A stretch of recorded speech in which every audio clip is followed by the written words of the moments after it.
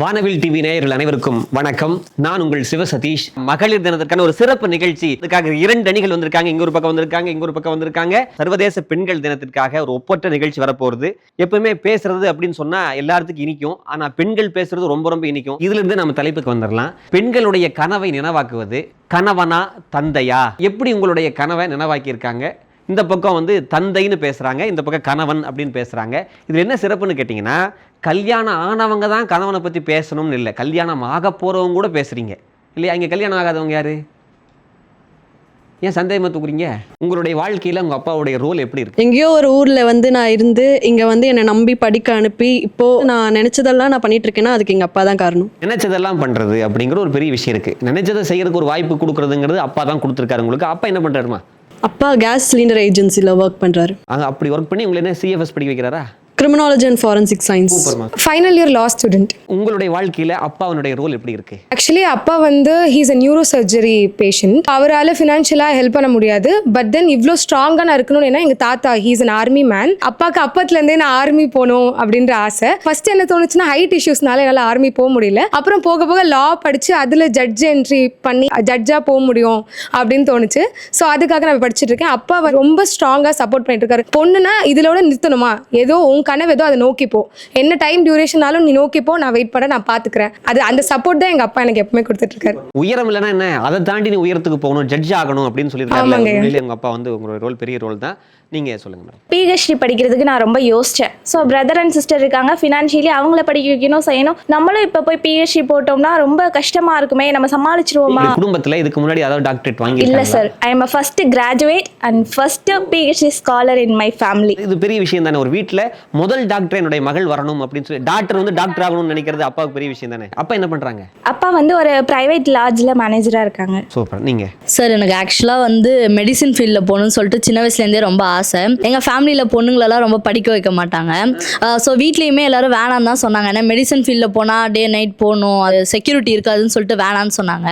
ஆனால் எங்கள் அப்பா என்னை படிக்க வச்சார் சார். யூகேஜி படிக்கும் போது ஃபேன்சி ட்ரெஸ்ஸில் டாக்டராக தான் ரோல் பண்ணேன். அதனால எனக்கு டாக்டர் ஆகணும்னு சொன்னதுனால என்னை படிக்க வச்சுட்டு இருக்காரு சார். குழந்தைகளை சின்ன வயசுல காந்தி தாத்தா மாதிரி வேஷம் போடு, உனக்கு என்ன பிடிச்சோ அந்த வேஷம் போடுலாம் சொல்றாங்களே, எதுக்கு தெரியுங்களா? பிரைஸ் வாங்குறதுக்காக இல்லை, அவங்கள மாதிரி லைஃப்ல வரணும் அப்படிங்கிறதுக்காக. அந்த மாதிரி அவங்க அப்பா அவங்களை உயர்த்தி இருக்காரு அப்படின்னு சொன்னா அவங்க அப்பா கிரேட் அப்பா தான் சொல்லணும். கிளாப் பண்ணி அவங்களை வாழ்த்து சொல்லாம ஒன்றும் தப்பு இல்லை. இங்க பேசும்போது ஒரு விஷயம் வந்துச்சு பாத்தீங்களா, அந்த பொண்ணு சொன்னாங்க நான் நினைச்சதை செய்யறதுக்கு வாய்ப்பு கொடுத்தாங்க அப்படின்னு சொல்லி. இந்த பக்கம் நம்ம இப்ப கேட்போம். இந்த பக்கம் கணவர்னு பேசுறாங்கல்ல, அவங்கள்ட்ட கேட்போம். நினைச்சதை செய்யறதுக்கு உங்க கணவர் வாய்ப்பு தர்றாரா? கனவை நோக்கி போகிறதுக்கான வழியை தந்தை அமைச்சு கொடுக்கலாம். ஆனால் கனவை நிறைவேற்றுவதற்கு வழி வகுத்து கொடுப்பது கணவர் தான். உங்க லைஃப்ல எப்படி உங்க கணவர் பண்ணாரு அதை சொல்லுங்க. இன்னைக்கு இங்க இருக்கேன், வேலை செய்யற எல்லாமே, ஒரு வண்டி ஓட்டுற எல்லாமே full and full support husband தான். ஹஸ்பண்ட் என்ன பண்றாரு? நேவில கேப்டனா இருக்காரு. அப்ப உங்களை ஒரு ராணுவ பெண் மாதிரி வச்சிருக்காரு. ஆமா, நிச்சயமாக. தெரு முனையில இருக்க கடைக்கு கூட போயிட்டு ஒரு பொருள் வாங்குறது கூட எனக்கு தெரியாம இருந்த என்னால, அதாவது உங்க அப்பா விடல, இப்ப நான் தனியாவே ஒரு ஃபேமிலி ஃபுல்லா ரன் பண்றது, என்னோட குழந்தைகள் முதற்கொண்டு தந்தை அவங்களோட பேரண்ட்ஸ் எல்லாரையுமே நான் பாத்துக்கிறேன்னா அதுக்கான ஃபுல் சப்போர்ட், அந்த தைரியம் கொடுத்தது என்னோட கணவர் தான்.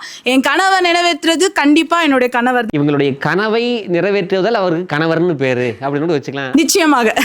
பக்கத்துல கொடுங்க. கனவுன்றது நாமளே ட்ரீம் பண்ணுறது கிடையாது. ஆக்சுவலாக நம்ம அப்பா சொல்லி தான் நம்ம கனவா அது மாறுது. அவர் 10 சொல்லியிருப்பார், இதில் நீ ஏதாவது ஒன்று ஆகுமான்னு. அதில் தான் நம்ம கனவாக கொண்டு வரோமே தவிர நம்மளோட ஒரிஜினாலிட்டின்றது ரொம்ப கம்மியாக இருக்கும். ஓகே, அதாவது அப்பா திணிச்சிருப்பார், ஆப்ஷன்ஸ் கொடுத்துருப்பார். இப்பன்னு சொல்ல முடியாது. என்னால் முடியலமா நீ இது பண்ணி பாரு அப்படின்னு முதல்ல ஆரம்பிப்பாரு. அதுலேயே ஒரு 10 சேர்த்துருவாரு. அதாவது நான் செய்ய முடியாது நீ செய்யன்னு சொல்றாரா, இல்லை உனக்கு பிடிச்சதை செய்யுங்க சொல்றாரா? உனக்கு பிடிச்சதை செய்யுங்கிறது கடைசியா நான் அடம் பிடிக்கிற ஸ்டேஜ் வரும்போது தான் செய்வார். அது வரைக்குமே அவர் என்ன ஆசைப்பட்டாரோ அதுவும் என்னோட கனவுல கொண்டு சேர்த்துருவார். அப்படிதான் வரும் கனவு. அவங்க கடைசி ஆப்ஷனா தான் உங்களுக்கு பிடிச்சது இருக்கும் அப்படின்னு சொல்றாங்க அவங்க அப்பா சொன்னதே. ஆனா அவங்களுக்கு பார்த்த கணவரும் அவங்க அப்பாவோட சாய்ஸ் தானே. அப்படி பார்த்தா அப்படி இருக்கும் போது நீங்க அங்க அக்செப்ட் பண்ணிக்கிட்டீங்கல்ல, உங்க அப்பா சாய்ஸ் தானே பெஸ்ட். அதுல என்னோட விருப்பம் இல்லாம நடக்காது. நான் கணவர் அவர் பார்த்தது தானே, என்னுடைய அனுமதியோட தான் அவங்க செய்வாங்க இல்லையா? திருமணம் ஆன பிறகு என்னோட கனவு அங்கேயே நின்னுடாது. எனக்கு உறுதுணையா இருந்து எங்க அப்பா என்னை இப்படி பண்ணணும்னு ஆசைப்பட்டாரு. நான் ஒரு வார்த்தை சொன்னா போதும், உடனே சரிம்மா நீ நினைக்கிறியா நீ செய்யுமா, நான் உனக்கு உறுதுணையாக இருக்கேன். அந்த அந்த பாசிட்டிவாக கொண்டு வர்றது யாருன்னா என்னுடைய கனவு கண்டினியூ ஆகிறதுக்கு காரணம் கணவர் தான். இப்போ உங்க லைஃப்ல உங்க அப்பா உங்களுக்காக என்ன கனவு கண்டார், ஆப்ஷன்ஸ் என்ன கொடுத்தார், அதை எப்படி உங்க கணவர் நிறைவேற்றினார், அதை சொல்லுங்க. எங்க அப்பா என்னை வந்து யூஜி படிச்சா போதும், அது இன்விடேஷன்ல பின்னாடி ஒரு டிகிரி போட்டா போதும் அப்படின்னு நினைச்சாரு. எங்க அப்பா கிட்ட நான் கேட்டேன், அப்பா எனக்கு படிக்காதவனை கூட நீ என்னை கல்யாணம் பண்ணி வை, எனக்கு பிரச்சனை இல்லை, ஆனா என்னை படிக்க வைன்னு சொன்னேன். ஆனா அப்பா என்ன சொன்னாருன்னா அவருடைய ஃபினான்ஷியல் பொசிஷனை யோசிக்கணும். அவருக்கு இன்னும் 2 பசங்க இருக்காங்க படிக்க வைக்கிறது. இதெல்லாம் என்ன ஆகுதுன்னா என்னோட கனவுல இருந்து ஒரு செட்பேக். அது அப்பாவுடைய கடமையில வந்து அவரால் ஃபுல்ஃபில் பண்ண முடியாம போயிடுது அப்படின்னு நான் சொல்ல வரேன். அப்போ அந்த கனவு முடியலன்னும் போது இதை வந்து நான் என் ஹஸ்பண்ட் கிட்ட பேசும்போது எனக்கு மேற்கொண்டு படிக்கணும்னு ஆசை அப்படின்னது. கல்யாணம் ஆகி 1 வருஷம் பிரேக் ஆயிடுச்சு, எனக்கு படிக்க முடியல. அதுக்கப்புறம் நீ அந்த ஆசையே முதலே சொல்லலைன்னு தான் என் கணவர் என்கிட்ட முதல்ல கேட்ட கேள்வி. இப்போ என்ன உங்களோட குவாலிஃபிகேஷன் என்ன மேடம்? நான் எம்காம் முடிச்சு பிஎட் பண்ணி இப்போ பிஹெச்டி பண்ணிட்டு இருக்கேன். ஒரு டாக்டராக உங்களை உருவாக்கிக்கிட்டு இருக்கிறவர் உங்களுடைய கணவர் இல்லையா? தந்தை நினைச்சாரு ஒரு டிகிரி இருந்தா போதும் நினைச்சாரு. உண்மையிலேயே உங்க கணவருக்கு ஒரு வணக்கம் தான் நான் இங்கிருந்து சொல்லணும். நான் நன்றி கலந்த வணக்கத்தை சொல்றேன். உங்க லைஃப்ல உங்களுடைய கணவருடைய பங்கு எப்படி இருக்கு மேடம்? அப்பாவுக்கு ரொம்ப செல்ல பொண்ணா எங்கனாலும் பாதுகாப்பாக தான் வச்சுட்டே இருந்தார். எங்கேயுமே கூட வருவாங்க, எங்கேயும் தனியா போக தெரியாது. எந்த இடத்துக்கு போனாலும் அப்பாவோட துணை இருக்கணும் அப்படி இருந்தது. கல்யாணம் ஆன பிறகு அவர் என்ன சொன்னாரு, நான் உனக்கு எப்பயும் துணையா இருப்பேன், நீ முன்னாடி போ, அடுத்த செகண்ட் ஏதாவது ஒரு ப்ராப்ளம்னா ஒரு கால்னாலும் நான் நெக்ஸ்ட் காலுக்கு நான் வந்து என்ன ஹெல்ப் பண்ணுவேன். ஸோ கணவன்றது எனக்கு துணையாவே எல்லா இடத்துலயும் இருக்கிறாரு. தூண்டுகோலா உங்க கணவர் இருக்காரு. நிச்சயமா. உங்களோட லைஃப்ல அப்பாவோட ரோலா கணவனுடைய ரோலா எந்த ரோலை பத்தி சொல்லுங்களோ சொல்லுங்க. நான் வந்து கணவர் பற்றி தான் பேச போகிறேன். மேரிடம்மா நீங்க? இல்லை சார், நான் ஸ்டூடெண்ட் தான், மேரிட் இல்லை. நீங்க கணவனை பத்தி பேசுறீங்க? அப்பானா அவர் வந்து அவரோட கனவுகளை தான் நம்ம மேலே திணிக்கிறாங்க. இல்ல நான் என்ன கேட்குறேன்னா, உங்களுக்கு கல்யாணம் ஆகி அனுபவம் கிடையாது. அனுபவம் இல்லாம எப்படி பேசுறீங்க? கேள்வி வருது இல்ல? என்னை சுற்றி இருக்கவங்க எல்லாருமே நான் பார்க்குறேன் இல்லையா, என்னோட அம்மா, என்னோட பெரியம்மா, சித்தி அப்படின்ட்டு நிறைய பேர் என்னோட ஃபேமிலியில் நான் பார்க்குறேன். ரிலேஷன் ஒருத்தவங்க இருக்காங்க, மேரேஜுக்கு முன்னாடி வந்து அவங்க பிஏ முடிச்சுட்டாங்க. முடிச்சதுக்கு அப்புறமா அவங்கள உடனே மேரேஜ் பண்ணிக்கோ, நீ வேலைக்கு போக வேண்டாம் அப்படின்னு சொல்லியிருந்தாங்க. அவங்களுக்கு வந்து வேலைக்கு போனதுக்கு அப்புறம் தான் மேரேஜ் பண்ணிக்கணும்னு ஆசை. ஆனால் அது முடியாததுனால மேரேஜ் பண்ணதுக்கு அப்புறமா அவங்க கணவர் அவங்கள டீச்சராக ஆக்கியிருக்காங்க. நீங்கள் வேலைக்கு போங்கம்மா நான் பார்த்துக்கிறேன் அப்படின்னு சொல்லி அவர் வீட்டில இருந்து பார்த்துக்கிறாரு. ஹவுஸ் ஒய்ஃப் மாதிரி ஹவுஸ் ஹஸ்பண்ட் ஆயிட்டாரு. ஆமாம், சுயநலத்திலான மட்டும் நான் இருக்க முடியாது, உன்னோட கனவையும் நான் ஜெயிக்க வைக்கணும் அப்படின்னு சொல்லிட்டு அவர் வீட்டில் இருந்து அவங்க ஒய்ஃபை வந்து வேலைக்கு அனுப்புகிறாங்க. ஸோ அதெல்லாம் பார்க்கும்போது என்னோட வீட்லேயும் அதே மாதிரி தான் பண்ணுறாங்க. கல்யாணம் பண்ணிட்டு போனதுக்கப்புறம் நீ வேலைக்கு போ அப்படின்னு என்னோட அப்பா சொல்கிறாரு. பக்கத்து வீட்டை பார்த்து அவர் தான் சரி அப்படின்னு முடிவு பண்ணிட்டீங்க. என்னோட வீட்லயும் எங்க அப்பாவும் அப்படிதானே பண்ணிட்டு இருக்காங்க. ஸோ நீ வந்து கல்யாணம் பண்ணதுக்கு அப்புறம் வேலைக்கு போன்னு சொல்ற அப்பா இருக்காரு. கணவர் வந்து அப்படி கிடையாதுன்னு நான் நம்புறேன். நீங்க என்ன சொல்றீங்க இதுக்கு பதில்? சார், அந்த மேம் சொன்னாங்கல்ல, எங்க அப்பா யூஜி படிக்க வச்சாரு, ஆனா என் கணவர் தான் எனக்கு அதுக்கப்புறம் படிக்க வச்சாருன்னு சொன்னாங்க. நான் அந்த மேம் கிட்ட ஒரு கொஸ்டின் கேட்கணும், அவங்க அப்பா யூஜி படிக்க வைக்கலனா அவங்க கணவர் படிக்க வச்சிருப்பாரா? என்னுடைய ஆசை என்னன்னு கேட்டதுனால தான் அவர் என்ன படிக்க வைக்கிறார். அதுவும் திரும்பவும் சொல்றேன், நான் அதுதான் நான் என் கணவன் நான் எக்ஸ்ப்ளோர் பண்றேன். நான் என் கணவன் நான் சொல்றேன், என்னுடைய அப்பா எனக்கு மேற்கொண்டு என்னை படிக்க விடல அப்படின்னு நான் சொல்லும் போது படிப்புங்கிறது ஒரு நல்ல விஷயம் பண்ணுன்னு அவர் துணையா நிக்கிறாரு. யூஜி படிச்சிருந்தாலும் இல்ல நான் 10th படிச்சிருந்தாலும் கண்டிப்பா படிக்க வச்சிருப்பாரு. ஏன்னா அவருடைய கோல் என்னன்னா பொண்டாட்டி ஆசைப்படுறதா செய்யணும், அதுதான். டாக்டர் ஆகணும்னு ஆசை. நான் வந்து படிச்சுட்டு இருந்தேன், எங்கள் அப்பா ஆட்டோ தான் ஓட்டுறாரு. அவர் நீங்க என்ன படிக்கிறீங்க? இன்ஜினியரிங் இப்போ படிக்கிறேன் சார். சின்ன வயசுலேருந்து ஆனால் மருத்துவர் ஆகணும்னு ஆசை. எல்லாரும் என்ன சொன்னாங்கன்னா மருத்துவர்லாம் ரொம்ப கஷ்டம், நீட் எக்ஸாம் எழுதணும் அப்படி இப்படின்னு சொன்னாங்க. அப்பா வந்து இப்போ வந்து வீட்டில் இருந்து படித்தா குழந்தை வந்து படிப்பாளா, நல்ல மார்க் எடுப்பாளான்னு சொல்லிட்டு கோச்சிங் சென்டர் சேர்த்து வச்சாரு.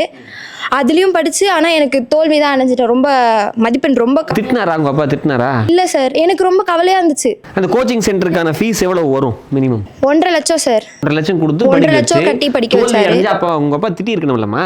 அதான் சார் எனக்கும் ஆச்சரியம். நான் தோத்ததை விட எங்கள் அப்பா ரொம்ப ஃபீல் பண்ணியிருப்பாரு, எவ்வளோ கவலைப்பட்டிருப்பாரு. அவர் தானே நம்மளுக்கு இவ்வளோ செலவு பண்ணி படிக்க வச்சாருன்னு நினச்சா அவர் எனக்கு ரொம்ப ஆறுதலாக இருந்தார். சார் நீ விடுமா, இது இல்லைன்னா என்ன வேற என்ன படிக்கணும் உனக்குன்னு கேட்டார். இல்லைப்பா எனக்கு இன்ஜினியரிங் படிக்கணும்னு ஆசை அப்படின்னு. உன் ஃபியூச்சருக்கு நான் இருக்கேன், என் சொத்தை வித்தாவது நான் உன்னை படிக்க வைக்கிறேன். சார் இப்ப புரியுதா நான் முதல்ல சொன்னது? அந்த கனவு இப்போ 1லேருந்து 2வதுக்கு வந்துருச்சு. இல்ல அந்த கனவு பூரா அந்த பொண்ணோட கனவு. ஆனா உங்களோட கனவு அப்படி இல்ல, அப்பாவோட கனவு சேர்ந்து இருக்கு. இந்த பொண்ணோட கனவுல வந்து அந்த பொண்ணோட கனவு, அந்த கனவு முழுக்க அவங்க அப்பா அந்த பொண்ணு தோத்தங்காட்டி அடுத்த ஆப்ஷன் அந்த பொண்ணுட்டே கொடுத்தாரு. அது என்ன சொல்ல வராங்க சொல்லுங்க மேடம். அதாவது கனவுன்றது ரொம்ப மிகப்பெரிய விஷயம். விஷயம் இல்லைங்களா.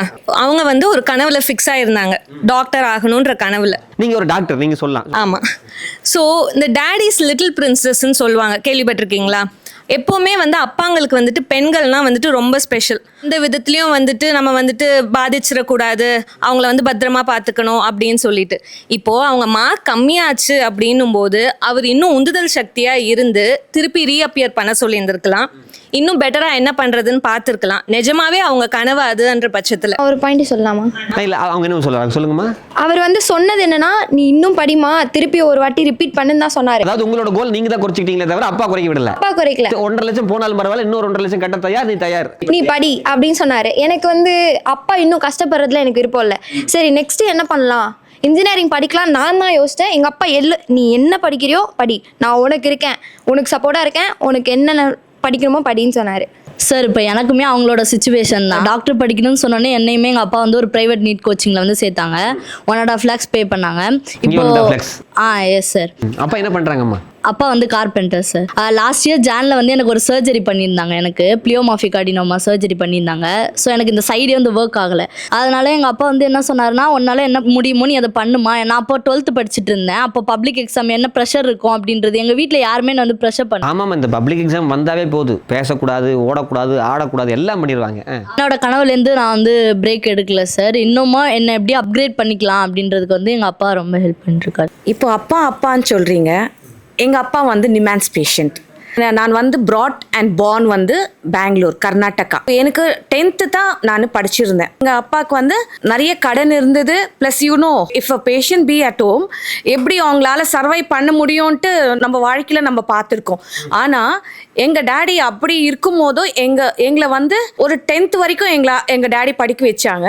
Just play school management course என்ன படிக்க வச்சிருக்காங்க. நான் கொஞ்சம் பெரிய பொண்ணு மாதிரி ஆயிட்டு இருந்தோம். மம்மி வந்து கல்யாணத்தை முடிச்சிடலாம்.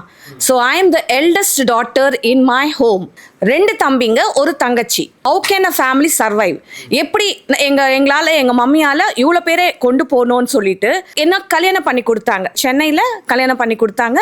மேம் கல்யாணம் பண்ணி கொடுத்தாங்கன்னு சொல்கிறீங்க, உங்கள் கணவர் என்ன மேம் படிச்சிருக்காரு? என்னோட கணவர் டீச்சர் மேம். அவருக்கு செலக்ட் பண்ணி கொடுத்தது யாரு மேம்? இங்க இருக்கிற ஒரு ஆண்டி. கணவரை வந்து உங்களுக்கு வந்து இவருக்கு தான் கல்யாணம் பண்ணி கொடுக்குறேன் அப்படின்னு சொன்னது யாரு? என்னோட மம்மி. உங்களோட பெற்றோர்கள் தான். அப்படி இருக்கும்போது நீங்க வந்து இந்த பக்கம் தான் உட்காந்து பேசணுமே தவிர நீங்க அங்க போய் உட்காந்து பேசிட்டு இருக்கீங்க. அவங்க எதுக்கு மாறணும்?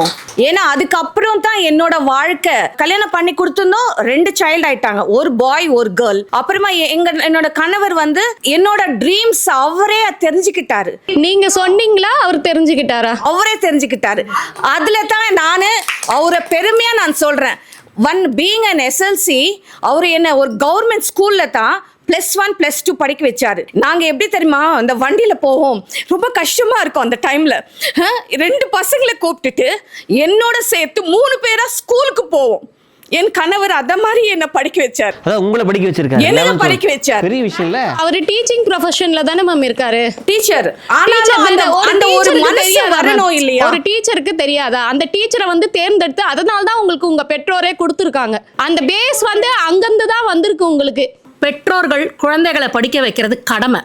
கணவன்கள் மனைவியை படிக்க வைக்கிறது லவ்வால வர்றது. இதையும் அதையும் கம்பேரே பண்ண முடியாது. நீங்க சொல்லும்போது கனவுகளை நோக்கி வந்து படிக்க வைக்கிறது எல்லாமே வந்து தந்தை வந்து எல்லாத்தையும் செய்யறாங்க. அதுக்கு வந்து உறுதுணையா இருந்து அடுத்தது வந்து இவங்களை தேர்ந்தெடுத்தாக்கா இவங்க இதுக்கப்புறம் கண்டினியூ பண்ணி படிக்க முடியும்ன்ற அந்த கனவுகளை நம்மளோட பொண்ணு வந்து அடையலான்னு சொல்லிட்டு அந்த கனவுகளுக்கு முதல்ல வந்து பிள்ளையார் சொல்லி போடுறதே யாருன்னா தந்தை தான்.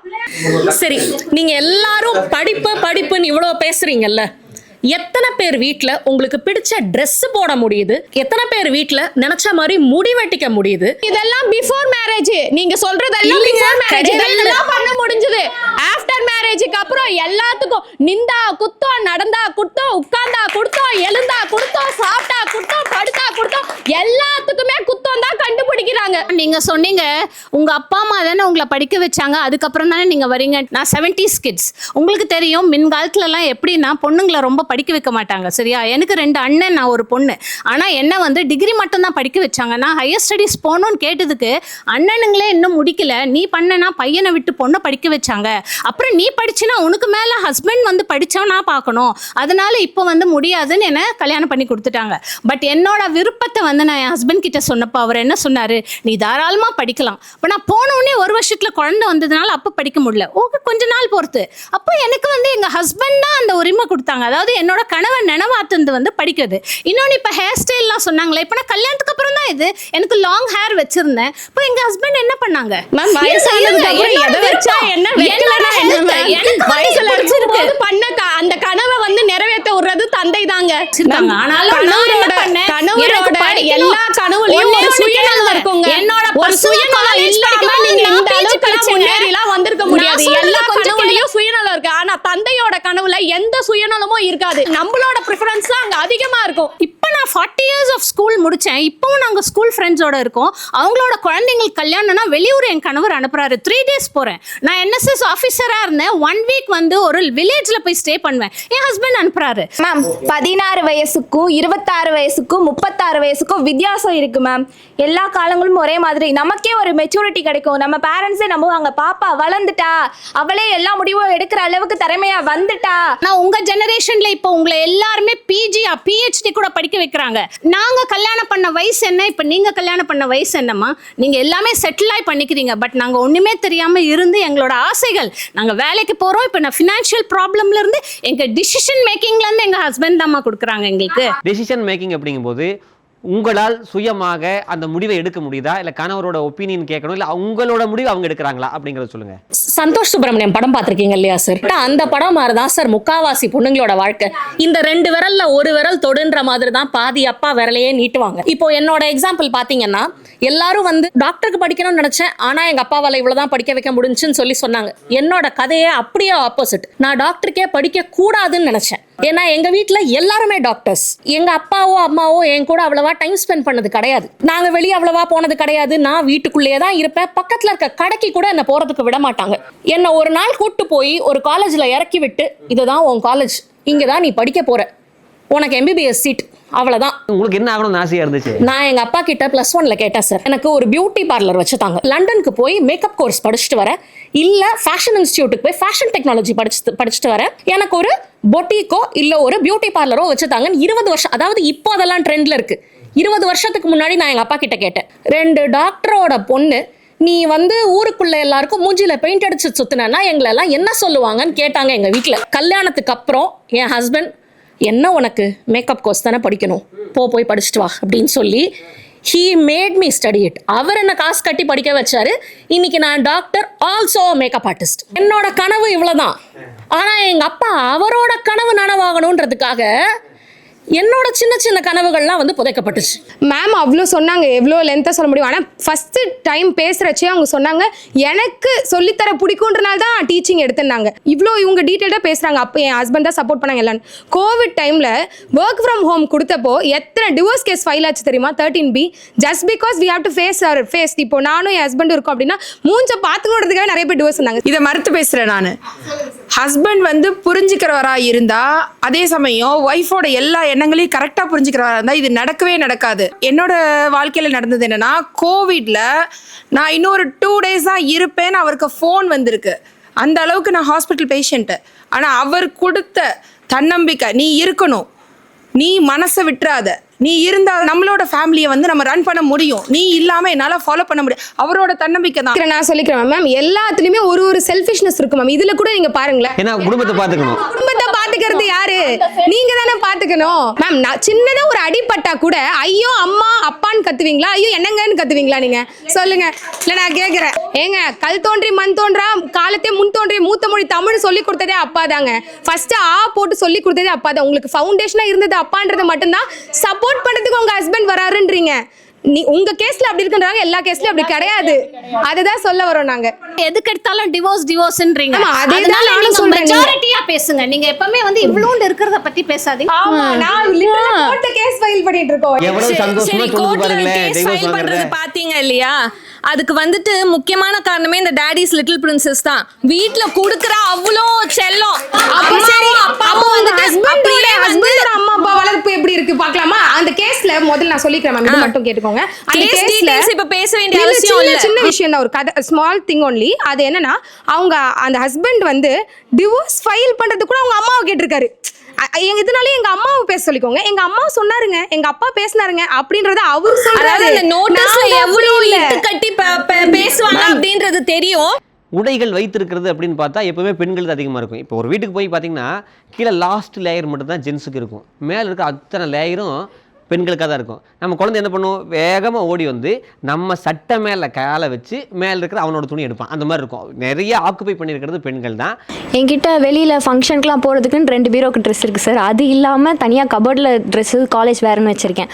இப்போ காலேஜ் போகிறேன்னா அதுக்கு வந்து நீட்டாக போகணும் அப்படின்னு சுடிதார் செட்டே ஒரு 5லேருந்து 20 செட்டு இருக்கும். அது தெரியல. ஆமாம், எவ்வளோ இருக்குன்னே தெரியல. அதுக்கப்புறமா வந்து வெளியிலலாம் போட்டு போனால் லெஹங்கா, அந்த மேரேஜில் லெஹங்கா போடுறாங்களா, அதனால என்ன நன்மை நடக்குதுன்னு கேட்டிங்கன்னா, கல்யாண வீட்டில் அந்த மண்டபத்தில் கிளீனிங் செலவு இல்லை, எல்லா குப்பையும் அதில் வந்து விழுந்துருது. இல்லை, எனக்கு ஒரு டவுட்டு, ஃப்ரெண்ட்ஸோட போகும்போது இதெல்லாம் போட்டு போகக்கூடாது, அதுதான் போட்டு போகணும் எதாவது இருக்கா? அப்படிலாம் எதுவுமே இல்லை சார் எங்கள் வீட்டில். ஆனால் உங்கள் அப்பா எல்லாமே வாங்கி தர்றாரு. எல்லாம் வாங்கி தருவார். இதே கணவன் வீட்டில் போயிட்டு இவ்வளோ செட்டு ட்ரெஸ், இப்போ நீங்கள் கூட கம்ப்ளைண்ட் பண்ணீங்களா இல்லையா, பெண்களுக்கு தான் நிறைய ட்ரெஸ் இருக்குது. இதே உங்களுக்கு நான் கம்ப்ளைண்ட்டாக சொல்லாமல் பொதுவாக நடக்கிறத சொன்னேன். அவங்கள்ட்ட கொடுங்க. நீங்கள் நம்ம உங்கள் வீட்டில் எவ்வளோ விதமாக இருக்குது? என் வீட்டில் வந்து 2 கபோர்டு 3 பீரோ. சரி. எங்கள் டாடிக்கு வந்து இடம்லாம் நாங்கள் தர மாட்டோம். இடமே கிடையாது. இறக்கமே இல்லையா உங்களுக்கு? ஆனால் டாடி மட்டும் ஹீரோன்னு பேசுவீங்க, கொஞ்சம் கூட. டாடி வந்து அவருக்காக எதுவுமே பண்ணிக்க மாட்டாரு சார். டாடி வந்து எல்லாமே பொண்ணுங்களுக்காக, அவங்களுக்கு வந்து அவங்க ஃபேமிலிக்காக தான் பண்ணுவாங்க. டாடி அவருக்காக அவர் பண்ணிக்க மாட்டார், நாங்கள் பண்ணாதான் உண்டு. ஓகே, பார்த்து பண்ணுங்க, பக்கத்தில் கொடுங்க. இப்போ சார் அப்பா வீட்டில் இருக்கும்போது தான் எங்களுக்கு பிடிச்ச ட்ரெஸ் போட்டுக்கிறோம். இதே ஒரு ஹஸ்பண்ட் வீட்டுக்கு போயிட்டதுக்கப்புறம் அவங்க கிட்ட ஒரு ஹஸ்பண்ட் வீட்டுக்கு தான் போக முடியும். அப்படி இல்லை சார். ஹஸ்பண்ட் வீட்டுக்கு போயிட்டு நான் இந்த ட்ரெஸ் போட்டிருக்கேன் எப்படி இருக்குன்னு சொன்னால் அழகே பொறாமப்படுற அளவுக்கு பேரழகு ஒன்றும் இல்லை, சுமாராக தான் இருக்க அப்படின்னு சொல்லிடுவாங்க சார். யாராவது சொன்னாங்களா? ஹஸ்பண்ட் வீட்டுக்கு போனால் அதான் நடக்கும் சார். ஆனால் அப்பான்றவர் வந்து எல்லாத்துக்குமே அலோவ் பண்ணுவார். நீங்கள் இளவரசி அரசி அவங்க அப்பா இல்லையா? ஆமாம் சார். இப்போ நீங்கள் சார் எங்கள் வீட்லேயும் அதே மாதிரி தான் சார். இப்போது எங்கள் அம்மாவை கம்பேர் பண்ண விட எங்கள் அம்மா அதாவது ஒரு பீரோ சாரி வச்சிருப்பாங்க, அவ்வளோதான். அது எங்கே போனாலும் வந்தாலும் அதே சாரி தான் திரும்ப திரும்ப. அதுவே எனக்கு பார்த்தீங்கன்னா ஒரு 4 பீரோவாவது இருக்கும் சார் மேக்ஸிமம். 4 பீரோங்கிறதே மேக்ஸிமம். அப்பாவுக்கு நாங்களாம் எதனா வெளில போகும்போது வாங்கினா உண்டு சார். ஓகே, இப்போ அவங்களுக்கு கேட்போம். இப்போ அப்பா வந்து அவ்வளோ ட்ரெஸ் வாங்கி கொடுத்துருக்காரு சார், அவருக்கு ஒரு கபோர்டு கூட கிடையாது, நாங்கள் அவர் கருணையே இல்லாமல் பார்த்துக்கோ, நான் எங்களுக்கு எல்லாமே அவர் பண்ணுவார் அப்படின்னு அவங்க அப்பாவை பற்றி சொன்னாங்க. உங்களுடைய பிள்ளையோட அப்பாவை பற்றி சொல்லுங்க. ஐ மீன் உங்களுடைய கணவர். அப்பா வந்து பொங்கலுக்கு ஒரு ட்ரெஸ்ஸு, தீபாவளிக்கு ஒரு ட்ரெஸ்ஸு, அதாவது 300 ரூபாய் வந்து கொடுத்துட்டு அதில் வந்து எவ்வளோ வேணால் தாராளமாக எடுத்துக்கோ அப்படின்னு சொல்லுவார். 300 ரூபாய்க்குள்ள எடுத்துக்கோ அப்படின்வாரு. இப்போ என்னோட கணவர் வீட்டில் வந்து என்னோட ரூம் ஃபுல்லாகவுமே என்னோட ட்ரெஸ்ஸோ என்னோட ஜுவல்ஸோ தான் இருக்கும். எல்லா அக்கேஷனுக்கு ஏற்ற மாதிரி ட்ரெஸ்ஸஸ் இருக்குது. எல்லாமே என்னுடைய கணவர் தான் வந்து நீ வந்து எந்த கண்ட்ரி போனாலும் அதுக்கேற்ற ட்ரெஸ்ஸு அதுக்கேற்ற ஆக்சசரிஸ்ன்னு என்னுடைய வீடுமே என்னோட நிறைஞ்சு கிடக்கு. வளமையாக வச்சிருக்காரு. பக்கத்தில் கொடுங்க. எண்ணிக்கையில் எதுவுமே இல்லை சார், என்னோட மகிழ்ச்சியில் தான் எல்லாமே இருக்குது. அப்பா வாங்கி தராரு நான் யோசிக்கிறேன். ஆனால் யோசிக்கும் போது நான் இவங்க சொன்ன மாதிரி 300 ரூபாய்க்குள்ள அப்பா சொன்னாலும் சொல்லாட்டாலும் அப்பாவுக்கு நிறைய செலவு இருக்கக்கூடாது, பின்னாடி எல்லாரும் இருக்காங்க, அவங்களுக்கு சேவை பண்ணணும் அப்படிங்கிறதுனால நம்ம விட்டுடுவோம். அதே கணவன் வரும்போது உனக்கு என்ன தோணுதோ அதை வாங்கிக்கோ, இதில் என்ன ரெஸ்ட்ரிக்ஷன். அதே கணவன் அப்பாவாக தான் இருக்காரு, ஆனால் அந்த அப்பான்ற ரோல் வரும்போது அந்த ரெஸ்ட்ரிக்ஷன்ஸை கொடுக்குறாரு பொண்ணுக்கு. அதை புரிஞ்சுக்கணும் நம்ம. மனைவிக்கு கொடுக்காத ரெஸ்ட்ரிக்ஷன் தன்னுடைய பொண்ணுக்கு தருவாரு. ஏன்னா நல்லபடியா நான் வளர்த்து நல்லபடியா நான் அனுப்பணும் அப்படிங்கிற அந்த ஒரு பயத்துல தான் அவர் செய்யறாரே தவிர ஒரு ஆசைக்காக அவர் கொடுக்கறது இல்லை. ரெஸ்ட்ரிக்ஷன்ஸ் இருக்க தான் செய்யுது. அதே கணவன் வரும்போது துணையா நிற்பாரு, உனக்கு என்ன தேவையோ அதை போட்டுக்கோ, உன்னை யாராவது எதாவது சொன்னா நான் பதில் சொல்லிக்கிறேன் இல்லை இப்போ நம்ம ஷாப்பிங் வந்து அக்கேஷனெல்லாம் நாங்கள் ட்ரெஸ் எடுக்க மாட்டோம். சும்மா போகிறோம், ஏதோ பிடிச்சிருக்கு அப்படின்னாக்கா உடனே எனக்கு 4-5 பிடிச்சா கூட நான் நினைப்பேன், ஐயோ அவரோட பட்ஜெட் கம்மியாகும். அவர் சொல்ல தாராளமாக எடுத்துக்கோமா, நம்ம எப்பயோ ஒரு வாட்டி வரோம், உனக்கு இஷ்டமானு எடுத்துக்கோ. ஒரு ட்ரெஸ்ஸுக்கு போய் நான் 4 ட்ரெஸ் கூட வாங்கியிருக்கேன். ஓகே, ஆமாம், அந்த மாதிரி வாங்கி தரேன். வாங்கி கொடுத்துருக்கீங்களா? அவருக்கும் நான் வருஷம் வெட்டிங் டேக்கெல்லாம் வாங்கி தருவேன். வாரம் போவாங்களா? வாரம் போது ஒன்று வாங்க. ஏன்னா அவர் யூனிஃபார்ம்லேயே இருந்தார், இப்போ ரிட்டையர் ஆயிட்டாங்க. ஸோ எங்கள் வெட்டிங் டேக்கு மட்டும்தான் நான் அவர் வாங்கி தருவேன், பர்த்டேக்கு வாங்கி தருவேன். மற்றபடி அவர் வீட்டில் தானே இருக்கு. என் பையன் கல்யாணத்தில் நான் லெஹங்கா போட்டேன். சரிங்களா? அது யார் பெர்மிஷன் கொடுப்பா? என் ஹஸ்பண்ட் கொடுத்தாரு, அவர் வாங்கி கொடுத்தாரு. இந்த ஆடை சுதந்திரம் அப்படின்னு ஒன்று இருக்கு, அதுக்கு போவோம் நம்ம. எனக்கு சுதந்திரம் கொடுக்கக்கூடிய என்னுடைய கணவர் அவர் அப்பா அப்படிங்கிற ரோலை ப்ளே பண்ணும்போது தன்னுடைய மகளுக்கு அந்த சுதந்திரத்தை கொடுக்கறது இல்லை அப்படிங்கிறாங்க. அதை பற்றி நீங்கள் சொல்லுமா? சார் அதுவும் எல்லார் வீட்லேயும் அமையுமான கிடையாதுல்ல சார். இப்போ எங்கள் அப்பா எங்களுக்கு கொடுக்கும்போது கண்டிப்பாக அதை அவங்க ஹஸ்பண்ட் பாயிண்ட் ஆஃப் வியூ யோசிக்கும் போது அவங்க பொண்ணுக்கு அவங்க கண்டிப்பாக தருவாங்க. இவங்க சொல்கிறதால வேணாம் அது தரமாட்டாங்க அப்படின்னு சொல்லலாம். இப்போ அவங்க அப்பான்னு வரும்போது தான் பொண்ணுக்கு பண்ணாமல் எப்படி சார் இருப்பாங்க? இல்லை பண்ணுறது இல்லைங்கிறாங்களே அவங்க. அதுதான் அவங்களுடைய வாதமாக இருக்கு. உண்மையா இல்லையா மேடம்? நிச்சயமாக பண்ணுறது இல்லை சார்.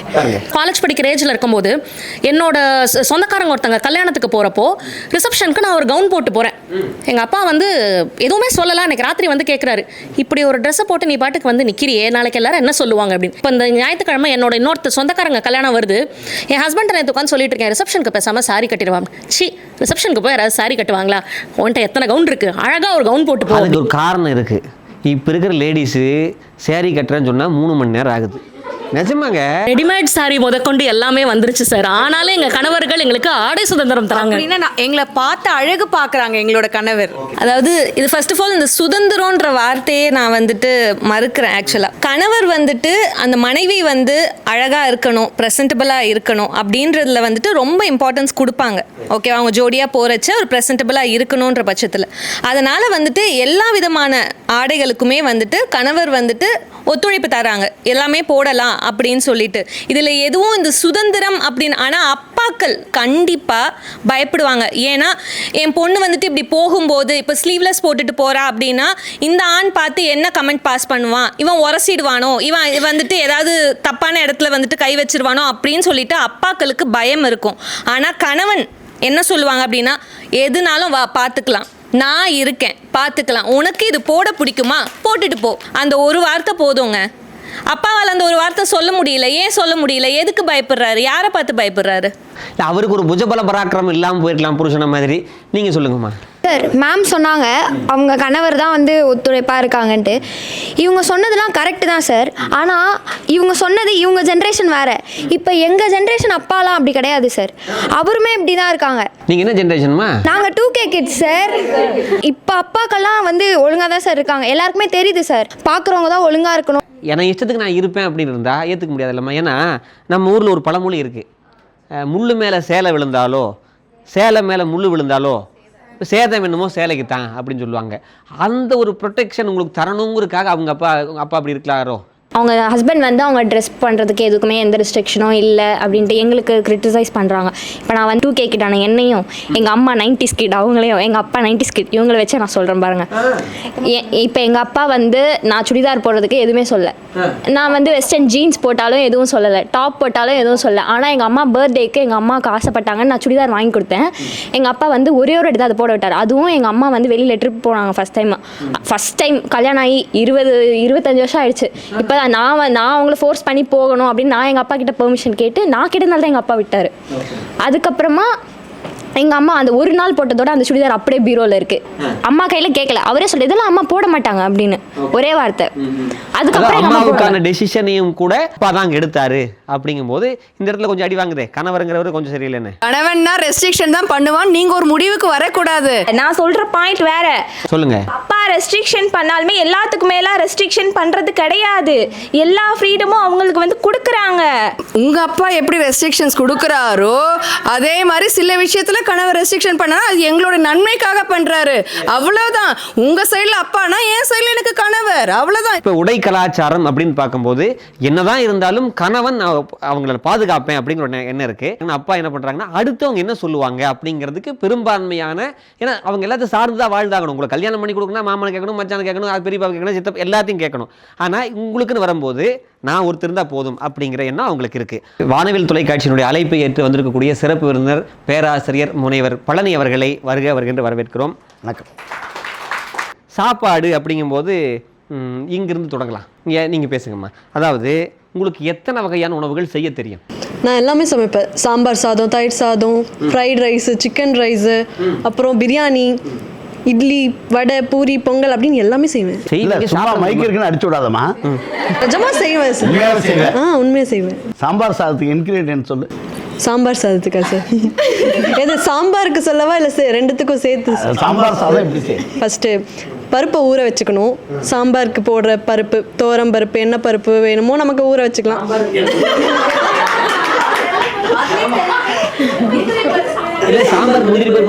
அந்த பருப்பெல்லாம் இல்லை சார், நமக்கு தெரியும்ல சார் எந்த பருப்பு போடணுன்ட்டு. பருப்பு ஊற வச்சுக்கணும். அப்புறம் வந்து வெங்காயம், தக்காளி, என்னென்ன போடணுமோ காய்கறி அதெல்லாம் கட் பண்ணி வச்சுட்டு. இல்லை சாம்பாருக்கு என்ன காய்கறி போடுவாங்க? முருங்கைக்காய் சாம்பார்னா முருங்கைக்காய் போடலாம்.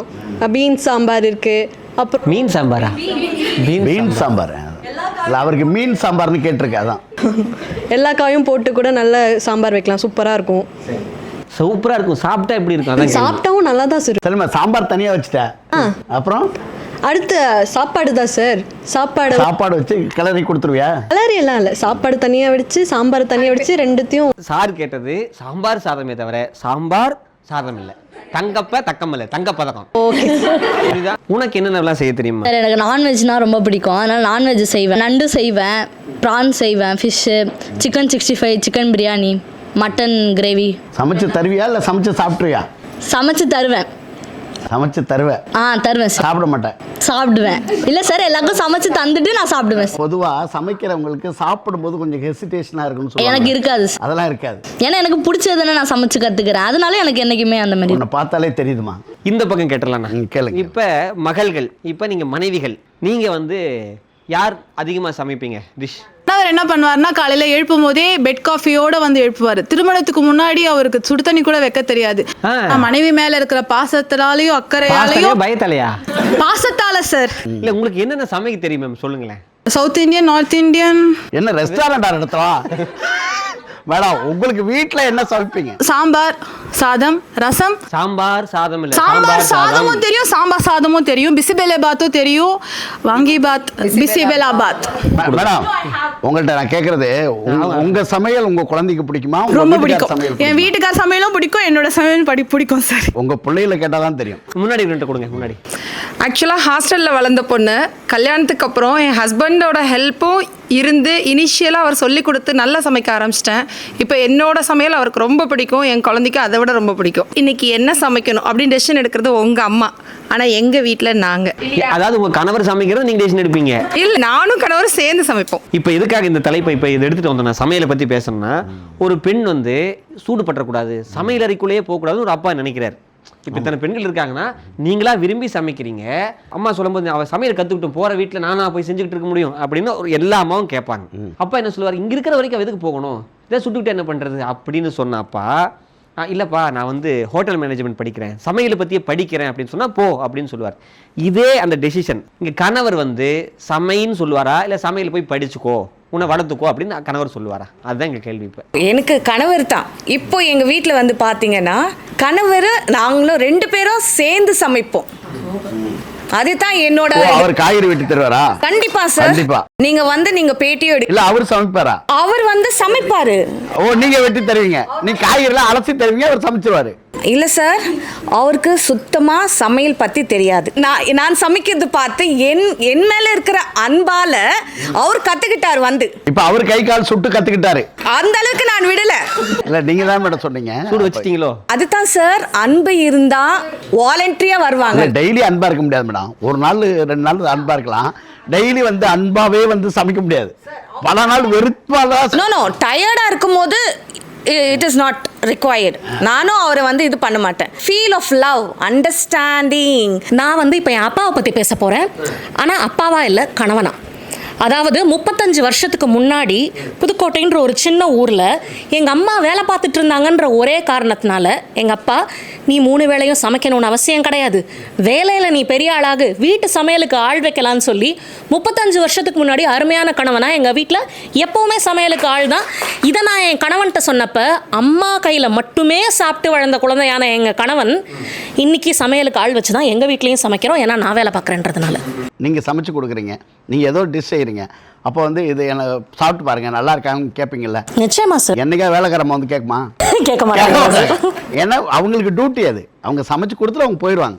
பெண்களுடைய வளர்ச்சிக்கு யார் உறுதுணையா இருக்காங்க, வாய்ப்பு தர்றாங்க, உங்களுடைய வெற்றியை எப்படி கொண்டாடுறாங்க? எங்கள் வீட்டில் வந்து பார்த்தோன்னாக்கா எல்லாமே ஃபுல்லாக நான் அச்சீவ் பண்ண அவார்டு எல்லாமே இருக்கும். என் கணவர்கிட்ட போய் நான் சொல்லுவேன், இந்த மாதிரி இன்னைக்கு இது வாங்கியிருக்கேன், இந்த அவார்டு வாங்கியிருக்கேன் அப்படின்னு சொல்லுவேன். அப்படியா அப்படின்னு போயிட்டே இருப்பார். இதே எங்கள் அப்பா கிட்ட போய் சொல்வேன், எங்கள் அப்பா வந்து வாமா அதை எடுத்துன்னு வந்து காட்டு, அதை திரும்ப திரும்ப எடுத்து வச்சு அந்த அவார்டையை திரும்ப திரும்ப எடுத்து வச்சு அதை ரசிச்சு பார்ப்பார். இதை கண்டிப்பா நான் மறுக்கிறேன். ஆரோக்கியமான போட்டி தான் வந்துட்டு கணவன் மனைவிக்குள்ள இருக்கும், இந்த பொறாமன்ற இதுவே கிடையாது. அண்ட் சொல்றாங்க இல்லையா, அப்பா வந்துட்டு சந்தோஷப்படுவாங்க கண்டிப்பா, ஏன்னா அப்பாவுக்கு தன்னுடைய ரத்தம் தன்னுடைய குழந்தை, ஓகேவா. ஆனா கணவன் வந்துட்டு செல்ஃப்லெஸ் லவ். இப்போ நான் ஒரு எக்ஸாம்பிள் சொல்கிறேன். இன்றைக்கி நான் இங்கே பேச வந்திருக்கேன்னு சொல்லி என் ஹஸ்பண்ட் கிட்ட சொல்லியிருந்தேன். இன்றைக்கி காலையில் நான் ரெடி ஆகிட்டு இருந்தேன் முக்கியமாக, அதனால் என் ஹஸ்பண்ட் கிட்ட பாயிண்ட்ஸ் எடுக்கிறதுக்கு எனக்கு ஒரு நோட் பேடும் ஒரு பென்னும் வேணும், அது மட்டும் கொஞ்சம் எடுத்து வச்சிடுறீங்களா அப்படின்னு சொல்லி சொன்னேன். நோட் பேட் எடுத்து வச்சாங்க. நான் இப்போ அந்த நோட் பேட் எங்கேயே கூட காமிக்கிறேன். நோட் பேடோட ஓரத்தில் Sukanya you will do a good job அப்படின்னு எழுதி கொடுத்துருக்காங்க. இதுதான். இப்போ நான் இதை முடிச்சுட்டு வீட்டுக்கு போனேன்னா எனக்காக டெஃபினட்டாக ஒரு பொக்கேயோ ஏதோ ஒரு கிஃப்ட்டோ காத்திருக்கும், கங்க்ராச்சுலேஷன்ஸ்னு போட்டு. இது நான் பண்ணுற ஒரு சின்ன சின்ன சின்ன சின்ன விஷயத்துக்கும் நிச்சயமாக பண்ணுவாங்க. ஸ்கூல்லையும் சரி இப்போ காலேஜ்லேயும் சரி நிறைய காம்படிஷனில் பேசியிருக்கேன், வீடியோலாம் கேப்சர் பண்ணி. நான் நல்லா தூங்கிட்டு இருப்பேன். அப்போ வந்து என்னடா நம்ம வாய்ஸ் கேட்குதே பார்த்தா அது எங்கள் அப்பா ஏஞ்சி உட்காந்து தூங்கி ஏஞ்சோன்னே அந்த வீடியோ எடுத்து பார்த்துட்டு இருப்பாரு. இப்போ இந்த மேம் சொன்னாங்கல்ல, நான் வந்து வீட்டுக்கு போனேன் எங்கள் ஹஸ்பண்ட் என்ன அப்ரிஷியேட் பண்ணுவாருன்னு. இப்போ நான் இந்த ஷோ முடிச்சு போனேன், எங்கள் அப்பா அந்த காலேஜ் வாசலில் வெயிட் பண்ணுவார், இங்கே வெயிட் பண்ணுவார். நேற்று சொல்லியிருந்தேன் ஸ்க்ரீன் முன்னாடி இந்த மாதிரி ஷூட் முன்னாடி பேச போகிறேன், ஸோ கொஞ்சம் பயம் இருக்குது அப்படின்னு சொல்லி நான் சொன்னப்போ காலையில் 10:15 ஒரு 4-5 லைனுக்கு ஒரு அழகான ஒரு கவிதை வந்தது. எனக்காக நல்லா பண்ணு. எந்த கவிஞர் எழுதினாரு? எங்கள் அப்பா. பார்த்தீங்களா? என்ன கவிதை தெரியுமா உங்களுக்கு? தெரியும் சார். தோள் மீதேறி விளையாட வந்த தெய்வமே, தந்தை என்ற வரம் தந்த கட்டி தங்கமே, உயிருக்கு உணர்வில்லை என்று யார் சொன்னது, என் உயிர் என்னை அழைத்தது அப்பா என்று, உன் கள்ளம் கபடமில்லாத மழலை சிரிப்பில் கவலை இறந்தது, களிப்பு பிறந்தது, காலம் கனியட்டும், என் கனவுகள் பலிக்கட்டும், வசந்தம் உன் வாழ்க்கை தோழியாகட்டும் நீ வளரும் நாட்களில். ஓ, தந்தை வரது இவங்க தந்திருக்காங்க. ஆமா, இவங்க பிறந்த நாள் தான் அவர் தந்தையா இருக்காரு. மூத்த பொண்ணு. ஸோ எனக்கு தந்தைன்ற வரத்தை கொடுத்ததே வந்து நீதான் அப்படின்றப்போ எனக்கு ரொம்ப ப்ரௌடா இருந்தது. எனக்கு வந்து உலகத்துல வார்த்தைகள்ன்றது விலை மதிக்க முடியாதது, அதுக்கு வந்து மதிப்பே கிடையாது. ஸோ எதை வேணால் வாங்கலாம், வார்த்தைகளை வந்து வாங்க முடியாது. அது நமக்கு உயிரான நம்ம அப்பா கிட்ட இருந்து கிடைக்கும் போது சொல்றதுக்கு வந்து எனக்கு வார்த்தையே இல்லை. அதுக்கு வார்த்தை கண்ணீர் தான். உங்களுடைய அச்சீவ்மெண்ட்டை உங்களுடைய கணவர் எப்படியெல்லாம் கொண்டாடுறாரு மேடம்? அவருக்கு ரொம்ப பெருமையாக எல்லார்கிட்டையும் சொல்லுவார், நேபர்ஸ் ஆகட்டும், ரிலேட்டிவ்ஸ் ஆகட்டும், ஃப்ரெண்ட்ஸ் ஆகட்டும், எல்லார்கிட்டையுமே சொல்லுவார், என் ஒய்ஃப் வந்து இப்படி இருந்தவளை இப்போ நான் படிக்க வச்சு இவ்வளோ கொண்டு வந்திருக்கேன், கார் சூப்பராக ட்ரைவ் பண்ணுவா, என்னோட அவள் தான் நல்லா ட்ரைவ் பண்ணுவா அப்படின்னு சொல்லி என்னோட வளர்ச்சிக்கு வந்து அவர் ரொம்பவே சந்தோஷப்படுவார். எப்படி கொண்டாடுவார்னா ஃபஸ்ட்டு ஸ்டேட்டஸில் போட்டுருவார், மரத்தான் போயிட்டு வந்தா அப்படின்னு சொல்லி ஒரு ஸ்டேட்டஸ்னால் ஒரு ஸ்டேட்டஸ் போயிட்டு வரும். எங்கள் ஃபேமிலிலையும் சரி வெளியிலையும் சரி எது சொல்லும்போது அவள் சூப்பராக செஞ்சுருக்கா, அவள் நல்லா பண்ணியிருக்கா. ஸோ ஒரு ஸ்டெப் அஹெட் தான், லைக் என்னை விட்டே கொடுத்ததில்ல. நீங்கள் டாட்டராக இருந்தீங்கல்ல, உங்கள் அப்பாவுக்கு டாட்டராக இருக்கும் போது எத்தனை தடவை சமைச்சிருப்பீங்க? நிறைய தடவை சமைச்சிருக்கேன். அதே நீங்கள் உங்கள் கணவருக்கு இருக்கும் போது தினம் சமைக்கிறேன். தினம் சமைக்கிறீங்க, நிறைய தடவை சமைக்கிறீங்க. இல்ல நீங்க வந்து தினம் சமைக்கிறது வந்து தவறு மாதிரி சொல்றீங்க. தவறு கிடையாது. உங்களோட இதே நீங்க பண்ணணும்ன்றது கட்டாயத்தை கொண்டு வந்ததுன்னு சொல்றீங்க. கட்டாயத்தின் பேர்லயே பண்ணலன்னு சொல்றேன். உங்களுடைய விஷயம் என்னன்னா ரொம்ப ரொம்ப கிளியரா சொல்றாங்க. நான் சமைக்கணுங்கிறது இங்கே லிஸ்ட்லேயே இல்லை. நான் சமைக்காமல் இருப்பேன், சமைச்சாலும் சமைப்பேன், சாப்பிட்டாலும் சாப்பிடுவேன். ஆனால் சமைக்கணுங்கிறது உங்களுக்கு கட்டாயத்தில் இருக்குன்றாங்க. கட்டாயம் இல்லை, கட்டாயம் இல்லைங்கிற சொல்ல முடியாது. நீங்கள் சமைக்காமல் விட்டுட்டீங்கன்னா யார் சமைக்கிறது? சமையலுக்கு ஆள் வைக்கிறாங்க. அது அடுத்த கட்டமா உங்கள் வீட்டில் சமையல் பண்ணுங்கிறது நிதர்சனம். ஏன்னா உங்கள் குழந்தைங்க இருக்காங்க, உங்கள் கணவர் இருக்காங்க. நீங்கள் போய் இன்னைக்கு ஈவினிங் போனீங்கன்னா என்ன மெனுன்னு முடிவு பண்ணிட்டு தான் பாதிகள் இறங்கினோடனே காய்கறி வாங்கிட்டு தான் போவாங்க. யதார்த்தா தானே. ஆனால் அவங்களுக்கு அது இல்லை. அவங்களுக்கு சமைக்கணும் கட்டாயம் இல்லை. ஏன்னா அவங்க அம்மா சமைச்சு வச்சுருப்பாங்க, இல்லைன்னா அவங்க அப்பா ஏதோ ஃபோன் பண்ணி ஆர்டர் பண்ணி வாங்கிட்டு வைப்பானா வாங்கிட்டு வந்துடுவாங்க. ஆனால் அடுத்த விஷயம் என்னென்னா சமையல்ங்கிறது உங்களுடைய ஃப்ரேமில் இருக்குது, அவங்க ஃப்ரேமில் இல்லைன்றாங்க. நீங்கள்லாம் அதை தினமும் பண்ணுறதில்ல, ஏன்னா உங்கள் வீட்டில் நீங்கள்லாம் இளவரசி, உங்களுக்கு ரெஸ்பான்சிபிலிட்டி இல்லை. நாங்கள்லாம் அதை பண்ணுறோம், ஏன்னா எங்கள் வீட்டுக்கு நாங்கள்லாம் அரசி, நாங்கள் ரெஸ்பான்சிபிலிட்டி எடுத்துருக்கோம். இல்லை ஒரே ஒரு விஷயம் தான், அவங்களும் இளவரசியாக இருந்தவங்க தான் இப்போ அரசி ஆயிட்டாங்க. அந்த பொறுப்பு வந்தோடனே செய்ய ஆரம்பிச்சாங்க. நாளைக்கு அவங்க விடுற சாபம் என்னன்னா நீங்க நாளைக்கு அதை மாறுவீங்க. இன்றைய இளவரசி நாளைய ராணி, அவ்வளவுதான். எம்காம் படிச்சுட்டு இருக்கும்போது கிளாஸஸ்க்குலாம் நான் போகும்போது என்னை கொண்டு போய் விடுறாரு. அவருடைய வேலையை லீவ் போட்டுட்டு வந்து எனக்கு செஞ்சார். அந்த 4 நாள் எக்ஸாமுக்கு தானேம்மா நான் வரேன், நான் நிற்கிறேன் உங்க கூட. எனக்கு சக்ஸஸில் வந்து நிற்கலை, கடைசியாக முதல்ல இருந்தே நிற்கிறாரு என் ஹஸ்பண்ட். நான் என்ன சொல்கிறேன்னா, நீங்கள் உங்கள் கணவரை ரொம்ப பெருமையாக பேசுங்க, அதில் எந்த தப்பும் இல்லை.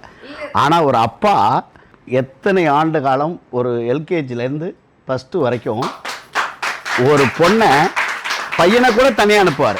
ஆனால் பொண்ணை கொண்டு போய் ஸ்கூலில் விடாத அப்பாக்கள் எங்கே இருக்காங்க? ஒரு ஃபோன் பண்ணி அப்பா நான் அங்கே நிற்கிறேன்னு சொன்னால் எவ்வளவு பெரிய வேலையாக இருந்தாலும் முதல்ல அதை விட்டுட்டு வாசல்ல வந்து நிற்கிறவர் அப்பாவாக தான் இருப்பார். நீங்க சொல்றது உண்மை. நான் இன்ன வரைக்கும் பஸ்ல போனது கிடையாது, கவர்மெண்ட் பஸ்ல. எனக்காக ஆட்டோ வச்சு நான் எல்கேஜிலேருந்து 12th வரைக்கும் அப்படி தான் போனேன். இப்போ வந்து எனக்கு சப்போஸ் என்ன ஆட்டோ வரல அப்படி சொல்லி ஃபோன் பண்ணியிருந்தேன். ரொம்ப தூரத்துல இருந்துலாம் வருவார் எனக்காக. சில சமயம் அது சுமையாவும் பாக்குறாங்களே, சொன்னது கிடையாது. சரி ஓகே மேம், நீங்க சொல்றதை நான் அக்செப்ட் பண்ணிக்கிறேன். கணவன் வந்து உங்களை சுமையாவே பார்த்தது இல்லையா? இல்லை, நான் என்ன சொல்றேன், நீங்க மறுக்கணுங்கிறதுக்காக மறுக்காதீங்க, வேல்யூஸாக பாருங்க. நம்ம வீட்டுக்கு பக்கத்து வீட்டுக்கு சண்டையே நடக்கும். ஒரு சின்ன குழந்தை வாசல் நிற்குதுன்னு வச்சுங்களேன், யார் வீட்டு குழந்தைறாது, குமார் குழந்தையா, கொண்டு போய் உள்ளே விட்றான் அப்படின்னு சொல்லுவோம். ஏன்னா அவனுக்கு நமக்கு தான் சண்டையை தவிர அந்த குழந்தைக்கு நமக்கு எந்த வன்மும் இல்லை. அது தமிழ்நாட்டில் இருக்க மிகப்பெரிய சிறப்பு.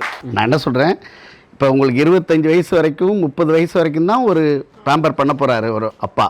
அதுக்கப்புறம் ஒரு வீட்டுக்காரரை தான் ஒப்படைக்க போகிறாரு. ஆனால் வர்ற ஒவ்வொரு பொண்ணும் என் அப்பா மாதிரி கணவர் வேறுன்னு தான் நினைப்பாங்க. என் அப்பா எப்படி பார்த்துக்கிட்டாரோ அதே மாதிரி கணவர் வேறுன்னு தான் நினைப்பாங்க. எங்க ஹஸ்பண்ட் வந்து சில டைம் டாடி, அதுதான் சொல்றேன், டாடி டாடின்னு கூப்பிடுறது எவ்வளவு பெரிய சந்தோஷமான விஷயம். அங்கேயும் அப்பா தான் இருக்காரு. என்னை தனியாக ட்ராவல் பண்ண விட்டதே கிடையாது அவர்.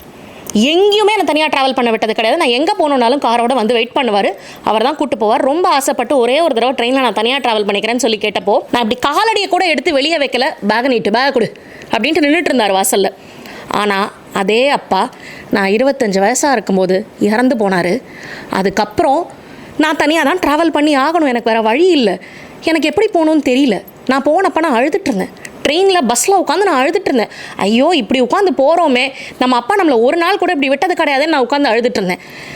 இவ்வளோ தூரம் கைத்தாங்களாக கூட்டு போகிறதுல நெகட்டிவ்ஸும் இருக்குது. அப்பாக்கள் அருமையாக பார்த்துக்கிறாங்க, இல்லைன்னே சொல்லலை. ஆனால் அப்பாக்கள் பார்த்துக்கிறத தாண்டி நமக்கு நாமே சர்வைவலும் தெரியணும். அதுக்கான ஸ்பேஸை பாதி நேரங்களில் அப்பா விடுறதில்ல. ஹஸ்பண்ட் செல்ஃப் சஃபிஷியண்ட்டாக எங்களை வச்சுருக்காங்கன்றதை தான் நாங்கள் சொல்கிறோம். உங்களை இவ்வளவு பேம்பர் பண்ணுற அப்பா, இவ்வளவு பாதுகாப்பாக வச்சுக்கிற அப்பா ஒரு இடத்துல கொண்டு போய் கொடுக்கும்போது நீ தனியாக நடக்கணும்னு தான் விரும்புவாரே தவிர அவர் கையை பிடிச்சிட்டே நடக்கணும்னு விரும்ப மாட்டார். அதுக்கு சரியாக கையை பிடிக்கிற ஒரு ஆள் கடவுளாக தான் இருக்க முடியும். அதை ஏன்னா ஒரு 25 வயசு வரைக்கும் தான் அவர் லைஃப் லாங் ஒரு மனுஷன் கூடவே வர்றாரு, கூடவே இருக்காரு. எல்லா விஷயத்தையும் ஒருத்தர்கிட்ட ஷேர் பண்ண முடியுதுன்னா அது கணவருடைய ரோலை வேற யாருமே ப்ளே பண்ண முடியாது. அந்த பிளேஸை யாராலையுமே ரீப்ளேஸ் பண்ண முடியாது. அது ஒன்லி கணவர் மட்டும்தான். ரொம்ப முக்கியமானது கொண்டாடுறாங்க, அப்பாவும் கொண்டாடுறாரு, கணவரும் கொண்டாடுறாரு. உங்க வெற்றி 2 பேருமே கொண்டாடுறான்னு சொல்லியாச்சு. கொண்டாடுற அப்பாவுக்கோ கொண்டாடுற கணவருக்கோ நீங்க நன்றி சொல்லணும்ல. ಜೊತೆಯಲ್ಲಿ ಜೊತೆಯಲ್ಲಿ ಇರುವೆನು ಇಂದು ಎಂದು ಹೊಸ ಹರುಷದ பருவேனு ಇಂದು ಎಂದು. தெய்வங்கள் எல்லாம் தோற்றே போகும் தந்தை அன்பின் முன்னே, தாலாட்டு பாடும் தாயின் அன்பும் தந்தை அன்பின் பின்னே, தகப்பனின் கண்ணீரை கண்டோர் இல்லை. வேற யாராவது உங்களுடைய அப்பாவுக்கு சார் நாங்கள் கவிதை நீங்க கொடுங்க. நீங்க எழுதுனதா இல்லை நான் நானே எழுதுனது தான். அப்பா என்னும் புத்தகம். அப்பா என்னும் தலைப்பில் புத்தகம் எழுதத் தொடங்கினேன். மை தீராத எழுதுகோள் கொண்டு முடிவில்லா புத்தகத்தில் இன்னும் எழுதி கொண்டுதான் இருக்கிறேன். அருமை அருமை அருமை அருமை. வேற யாராவது அப்பாவுக்கு ஏதாவது பண்ணியிருக்கீங்களா, கவிதை எழுதியிருக்கீங்களா? அப்போது ஒரு கவிஞன் எழுதுனா, வழிநெடுக சிதறி கிடக்கிறது அன்பு, வழிநெடுக சிதறி கிடக்கிறது அன்பு, தாரை தாரையாக வருகிறது கண்ணீர், எங்கிருந்தோ எட்டி பார்க்கிறது எகத்தாலும், கூடவே இருந்து சிரிக்கிறது நயவஞ்சகம், எல்லாவற்றையும் தாங்கி கொண்டு ஒரு உறவுக்காரர் வீட்டில் தீபாவளி செலவுக்கு பணம் கேட்டு கொண்டிருந்தார் அப்பா. எல்லாமே இருக்கு, எல்லாத்தையும் தாங்கிட்டு ஒரு தீபாவளி செலவு காசு கேட்டிருக்காரு அப்பா.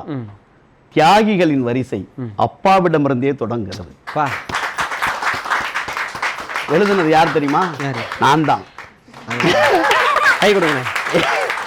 அம்மாவின் நினைவு நாளில் என்னை தூங்க விடாமல் துரத்தும் அந்த ஒற்றை சொல், சாப்பிட்டியாப்பா. உலகத்தில் வேற யாரும் அதை கேட்க மாட்டாங்க, முதல்ல கேட்குறது அவங்க அம்மாவாக தான் இருப்பாங்க. அதே மாதிரி வந்து இது ரெண்டுமே ரெண்டு எக்ஸ்ட்ரீம். நான் ரொம்ப பெருமையாக சொல்லுவேன், உலகத்திலேயே மிகப்பெரிய பணக்காரன் லட்சுமி மிட்டல் இல்லை, அரபு சுல்தான் இல்லை, பில்கேட்ஸ் இல்லை, கடைசி வரை தன் அம்மா அப்பாவோடு இருக்க வந்த உலகத்தில் மிகப்பெரிய பணக்காரன், மிகப்பெரிய கோடீஸ்வரன், தாத்தா பாட்டி சொந்த பந்தங்களோடு வாழ்கிறவன் உலகத்தின் மிகப்பெரிய கோடீஸ்வரன். அவனுக்கு நிகர் உலகத்தில் வேறு யாருமே இல்லை. பேசும்போது சொன்னீங்க அப்பா அம்மா ரெண்டு பேருக்கு இணைச்சு நீங்கள் ஒரு கவிதை சொன்னீங்க. சில நேரங்களில் அம்மாவோட ரோலை அப்பா ப்ளே பண்ணுறாங்க. ஆமாம், பல வீடுகளில் பார்க்குறோம், சில அப்பாக்கள் தான் தாலாட்டே பாடுறாங்க. கண்டிப்பா. தங்கமணி ரத்தினமே தலையாட்டும் சித்திரமே, தங்கமணி ரத்தினமே தலையாட்டும் சித்திரமே, சிங்கார தொட்டில் கட்டி சீராட்ட நீ உறங்கு, சிங்கார தொட்டில் கட்டி சீராட்ட நீ உறங்கு, தங்கமணி ரத்தினமே. இல்லை எனக்கு பாடலாம் வராது சார், ஆனால் நான் நல்லா கிளாசிக்கல் ஆடுவேன். Classical dance, Bharatanatyam. அப்போ சலங்க பூஜை பண்ணுறப்போ ஸ்பெஷலாக என்னோட ஃபோட்டோ போட்டு பத்திரிக்கை அடித்து எல்லா ரிலேட்டிவ்ஸ்க்கும் கொடுத்து ரிலேட்டிவ்ஸ்லாம் வந்து என்னோட சலங்க பூஜை நடந்துச்சு.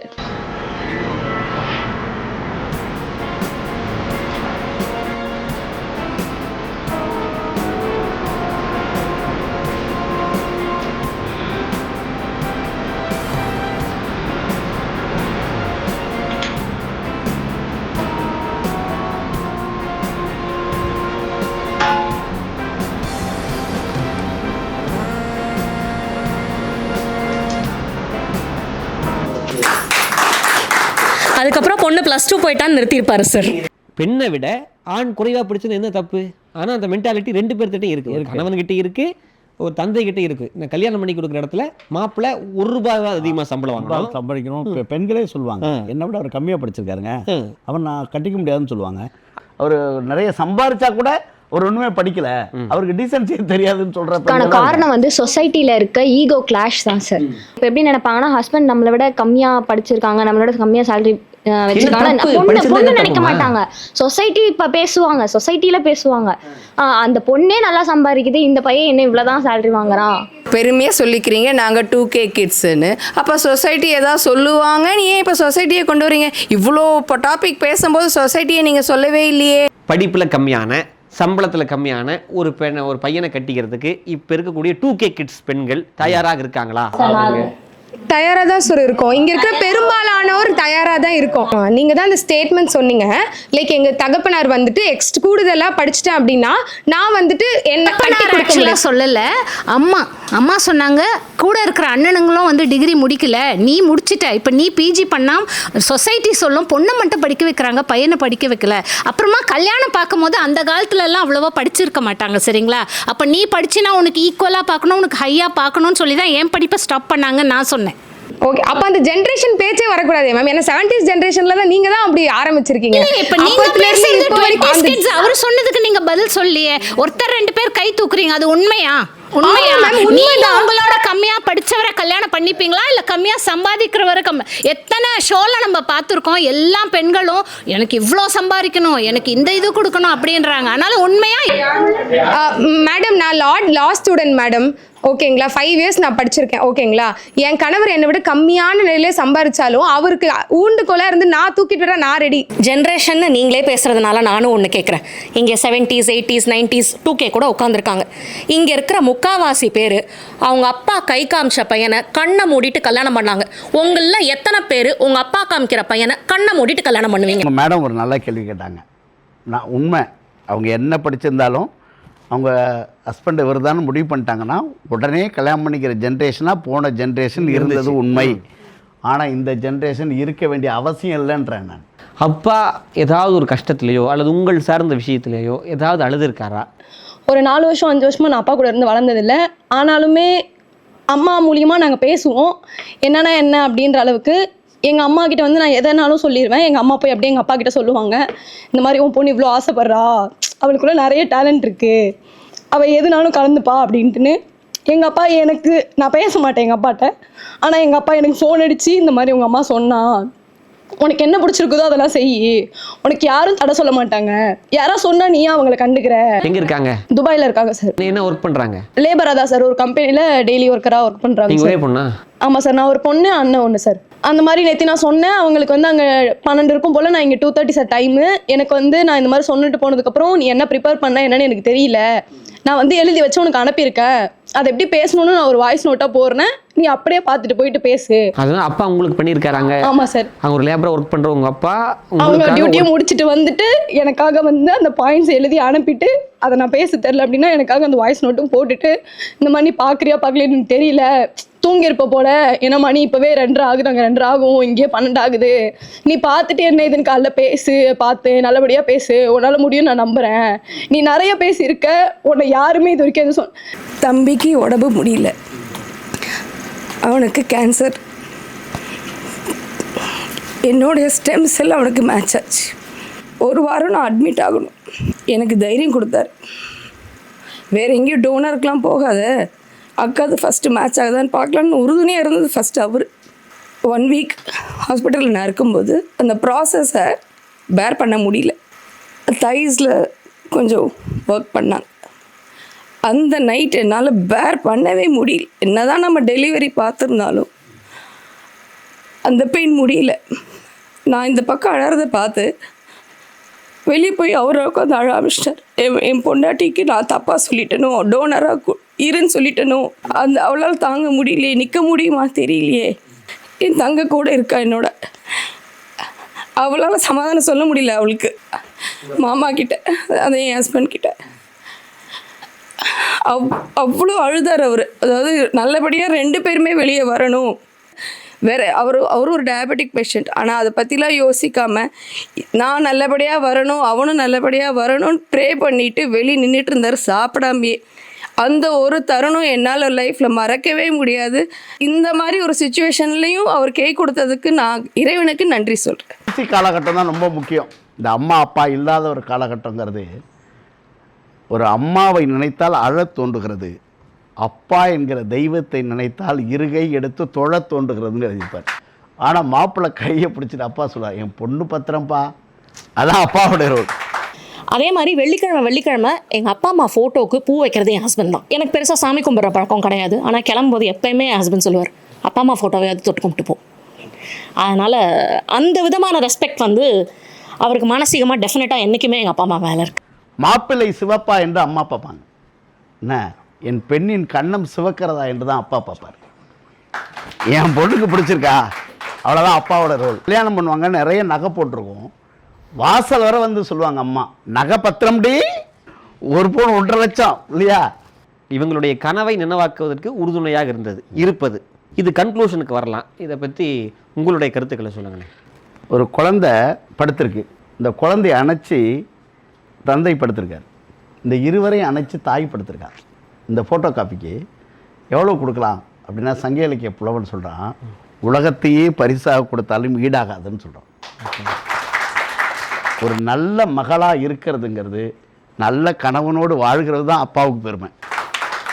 ஆணனுடைய வெற்றிங்கிறது என்றைக்குமே ஒரு பெண்ணின் கையால் தான் எழுதப்படுது. இன்னும் ஓப்பனாக சொன்னால், ஒரு திருப்பதி போகிறோன்னு வச்சுங்களேன், அப்பாவுக்கு என்னென்ன தெரியுமா ஞாபகம் வரும்? வீட்டுக்கு போனோன்னா இஎம்ஐ கட்டணும், ஆஃபீஸில் இந்த வேலை இருக்குது, இதெல்லாம் அப்பாவுக்கு ஞாபகம் வரும். அம்மாவுக்கு என்ன தெரியுமா ஞாபகம் வரும்? அந்த துணி ஊற வச்சேன், துவைக்கவே இல்லை, மொட்டை மாடியில் வடகம் போட்டிருக்கேன், காய போட்டிருக்கேன், எடுக்கவே இல்லை. இவ்வளோத்துக்கும் அவங்க வேலைக்கு போகிற ஆளாக இருந்தாலும் சரி, ஒரு குடும்பத்தை விட்டு வெளியே போன உடனே கணவனுக்கு வீடு வெளியேறிடும் அவனை விட்டு. ஆனால் உலகத்தின் எந்த மூளைக்கு போனாலும் ஒரு பெண்ணை விட்டு வீடு வெளியேறாது. இந்த கண்ணான்னு கேட்குறத விட 2 கண்ணுமே வாழ்க்கைக்கு இருந்தால் தான் ரொம்ப ரொம்ப சந்தோஷமான விஷயம். அதான் மிக முக்கியமான விஷயம். இன்றைக்கி சூழலில் கணவனை விட முக்கியம் கல்வி என்கிற இடத்துல கொண்டு வந்து நிறுத்தினது இன்னைக்கு மிகப்பெரிய அப்பாக்களுடைய ரோல் தான். அது மிகப்பெரிய ரோல். இன்னைக்கு அந்த இடத்துக்கு கொண்டு வந்து நிறுத்திட்டாங்க. என் பொண்ணு படிக்கணும், என் பொண்ணு மிக முக்கியமான இடத்துக்கு வரணும், என் பொண்ணு பொசிஷனில் இருக்கணும். இதுதான் என்னுடைய கருத்து. ரெண்டையும் சமமாக பார்ப்பது தான் ஒரு மிகச்சிறந்த வாழ்க்கைக்கான இலக்கணம் நான் நினைக்கிறேன். மகளிர் தினத்திற்கான சிறப்பு நேர் எதிர் விவாத நிகழ்ச்சி. எல்லாருமே சிறப்பாக பேசினாங்க. பெண்கள்னாவே முதல்ல சிறப்பாக பேசுவாங்க. இதில் யார் மிகச்சிறப்பாக பேசினாங்க அப்படின்னு சொல்லி தேர்ந்தெடுத்து அவங்களுக்கு நம்ம பரிசு கொடுக்க போகிறோம். சிறப்பு பரிசு நம்முடைய வானவில் தொலைக்காட்சியின் சார்பாக அந்த ஊக்கப்பரிசு வழங்கப்படுகிறது. எல்லாரும் பேசினாலும் இந்த பாப்பா ரொம்ப நல்லா பேசினாங்க. ஒரு பரிசுக்காக இங்கே அழைக்கிறோம். எனக்கு அம்மா அப்பா இல்லை, ஆனால் என் கணவரை என்னுடைய தந்தையாக பார்த்துருக்கேன் அப்படின்னு சொன்ன டாக்டர் அவர்களையும் வானவில் தொலைக்காட்சி வழங்கக்கூடிய சிறப்பு பரிசு நம்முடைய சிறப்பு விருந்தினரை நம்முடைய சிறப்பாக பேசிய பேச்சாளர் தரப்போகிறாங்க. நம்முடைய வானவில் தொலைக்காட்சி பங்கு கொண்ட அத்தனை பேருக்கும் சிறப்பு பரிசு தரப்போகிறது. பங்கெடுத்துக் கொண்ட அத்தனை பேருக்கும் நன்றி. சிறப்பு நடுவராக வந்த உங்களுக்கும் நன்றி. அனைத்து வகையிலும் உதவிய அத்தனை நல்லுள்ளங்களுக்கும் நன்றி.